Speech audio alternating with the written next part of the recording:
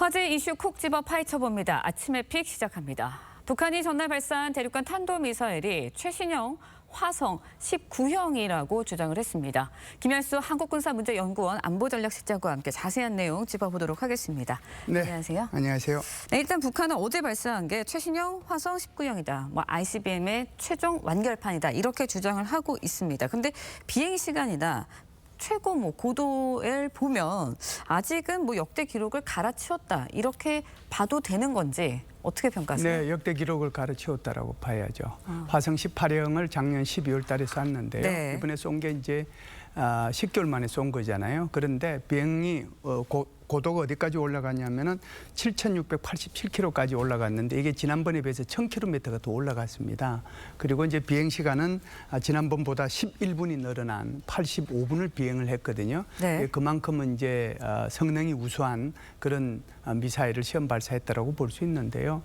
화성 17형이 지금까지는 사실상 제일 좀 긴 그런 그 미사일이었어요. 예. 이게 11축 22륜짜리였는데 아마 어제 발사한 것은 12축 24륜짜리가 아니겠는가. 그래서 바퀴만 하더라도 양쪽에 24개가 있다는 거죠. 예. 그러니까 이거는 지난번 9월 달에 김정은이가 이런 발사대만 공개한 적이 있는데 그걸 이용해서 아마 쐈을 거다라고 보고요.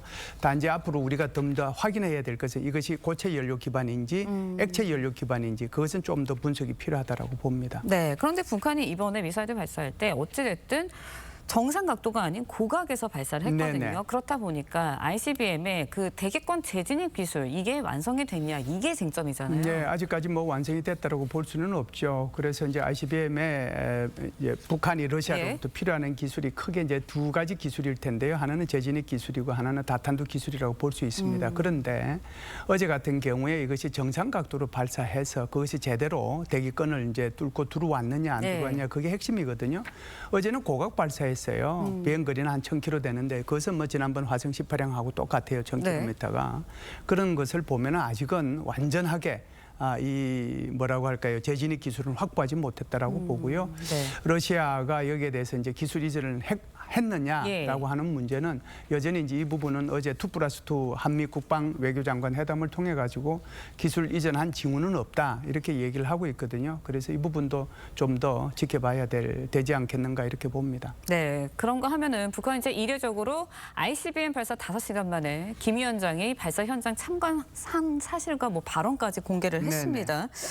핵무력 강화 노선 절대 바꾸지 않겠다. 이런 의도로 봐야 될까요? 그렇죠. 이제 미 대선이 오늘이 11월 1일이니까 나흘밖에 안 남았잖아요. 그렇기 때문에 미 대선에 영향을 주기 위한 그런 목적도 하나 있을 거고요. 두 번째는 절대로 핵무기 포기하지 않겠다. 그러니까 누가 대통령이 되든지 간에 핵무력 포기하지 않겠다라고 하는 것을 다시 한번 이제 강조한 거라고 볼 수 있고요. 네. 미 대선에 영향을 주고 싶다는 것은 아무래도 이제 해리스보다는 트럼프가 대통령이 당선이 되면 북한과의 핵군축 회담의 가능성을 염두에 두고 있기 때문에 트럼프한테 좀 더 유리하게 이렇게 선거에서 유권자들한테 마음을 이렇게 유리하게 작용하도록 하기 위해서 이렇게 발사하지 않았는가 이렇게 봅니다. 네, 그런데 어저께 워싱턴에서 열린 이제 한미 안보협의회 공동 성명에서 비핵화 표현이 9년 만에 빠졌어요. 이를 두고 결국은 이제 한국과 미국의 표현이 좀 미묘하게 좀 달라진 건 아니냐. 결국은 이게 그 기술을 포기하지 말라는 거 아니냐 이런 이야기거든요. 이게 이제 어떻게 되냐면 그 한미 간의 국방부 장관 회담 연례 안보 협의 회의죠. 그 회의할 때 공동 성명에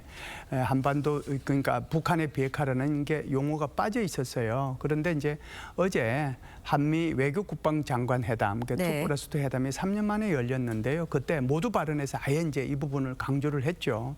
그래서 북한의 비핵화를 이렇게 강조를 했는데 여기에 대해서 이제 블링컨 국무부 장관이 기자회견을 하는 도중에 이제 질문을 하니까 여기에 대해서 한반도 비핵화라는 말을 했단 말이죠. 그래서 이 부분이 조금 이제 뉘앙스의 차이가 있다라고 보는 거죠. 한국 입장에서 보면은 북한의 비핵화에 이제 방점이 가 있는데 미국의 입장에서 보면 이제 남북한을 아우르는 그런 한반도 비핵화에 대해서 초점을 맞췄거든요. 그래서 아마 이것은 우리 한국 사회 일각에서 계속 이제 문제가 제기되고 있는 핵무장론 이것을 이제 염두에 두고 그래서 북한 비핵화라는 표현보다는 한반도 비핵화라는 표현을 쓰지 않았는가 이렇게 봅니다. 네, 그러니까 비핵화가 목표가 아니라 핵무기 지연을 더 목표로 하고 있는 거 아니냐 이런 일각의 보도들도 나오고 있거든요. 거기에 대해서는 어떻게 생각하세요? 핵무기 지원이라는 지연이요. 핵무기 사용을 핵무기를 지연한다는 네, 거예요. 사용을 지연. 네. 그런 의미도 있기는 하죠. 그런데 제가 볼 때는 이제 새로운 행정부가 들었으면은 북한과 미국 사이에 한 번 정도는 핵과 관련된 협상이 있을 겁니다. 이게 이제 누가 대통령이 되느냐에 따라서 협상의 성격도 달라질 텐데 네. 만일에 이제 트럼프가 대통령이 당선된다면 핵군축 회담이 될 가능성이 있거든요. 핵군축 회담을 하더라도 그것은 지금 말씀하신 것처럼 지연의 가능성은 열려 있는 것이죠.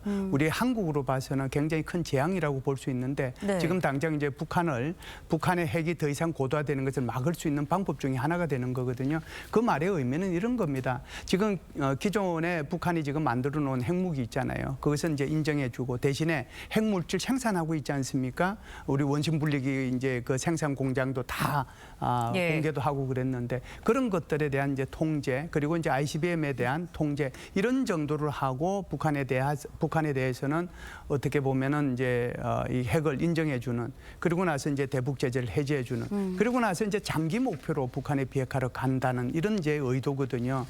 그렇다라고 하면 지연의 의미도 있지만 우리로 봐서는 큰 이제 문제에 직면할 수 있다 이렇게 보죠. 네, 이런 가운데 이제 우크라이나 정부가 러시아에 파병된 북한 장선 3명의 이름을 공개했습니다.